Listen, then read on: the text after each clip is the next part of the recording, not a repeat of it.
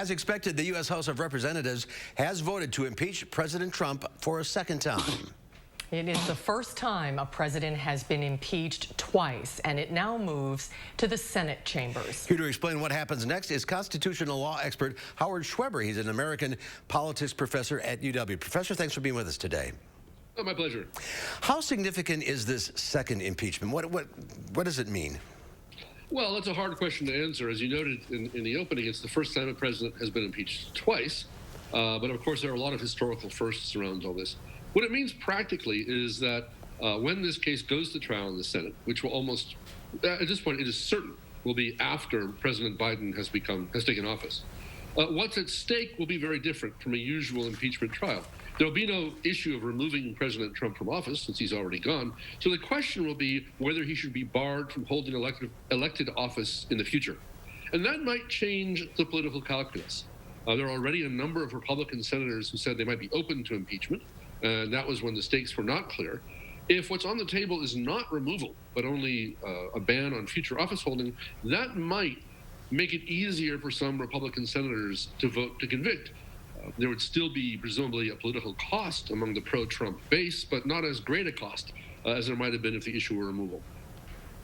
None of the Republicans in Wisconsin's congressional delegation supported impeaching the president. But how unusual is it for Republicans to defect on an issue like impeachment? Well, in recent times, of course, it's extremely unusual. So today in the House, 10 Republicans voted in favor of impeachment.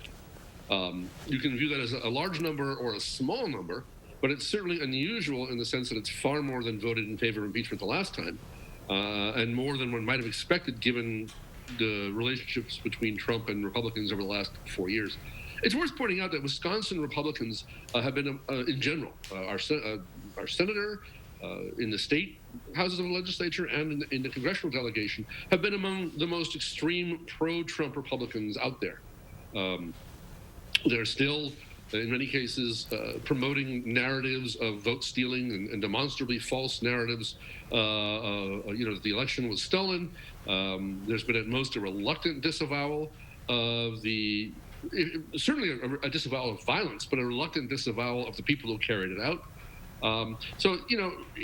Among Wisconsin Republican leaders in particular, it's been striking. Among Republicans generally, the Wisconsin Republican leaders in general have been striking for the extent to which they're sticking with Trump and are simply unwilling to come out and say to their supporters, the election was fair, Biden is legitimately the president, and we should stop pretending otherwise. Once this trial does get underway in the Senate, the power will have shifted. The Democrats will be in the majority, and Mitch McConnell will not be in charge. Chuck Schumer supposedly will be. How does that change? And not really a great deal in this context. A two-thirds vote is required for conviction. That would require 17 senators in the new Senate to vote in favor. I would be surprised if 17 Republican senators cast that vote, but it's not impossible. This is a very difficult thing to predict. Frankly, I'd rather bet money on the Super Bowl at this point. I've seen estimates from as low as 10 to as high as 20. I think it will be a close vote. I think there will be a significant number of Republican senators who will vote to convict. And either way, it'll be a fascinating process, partly because the urgency of the political stakes being lowered may permit a better process, a more deliberative process, a more thoughtful process. We might get some serious discussion, unlike a great deal of what we saw in the House today, which was sort of fire-breathing rhetoric. Well, what about the signal that we got out of the Senate yesterday when Senator Mitch McConnell said that he was pleased that impeachment was moving forward? How do you think that might influence other senators, Republican senators, to vote? Sure, and it's very hard to say. Liz Cheney is another very prominent Republican. She went further. She called for the president to be removed. Coming from McConnell, that's on the one hand surprising. On the other hand, it just confirms that McConnell is a political creature to his bones. He's made a calculation that this is the politically right position to be in. My feeling is that there are a certain number of senators, and for that matter, House members, who are what you might call true believers. We're not going to be swayed by anything. There are a certain number of senators who have been supporting Trump as a political calculation, and I think McConnell is signaling to them.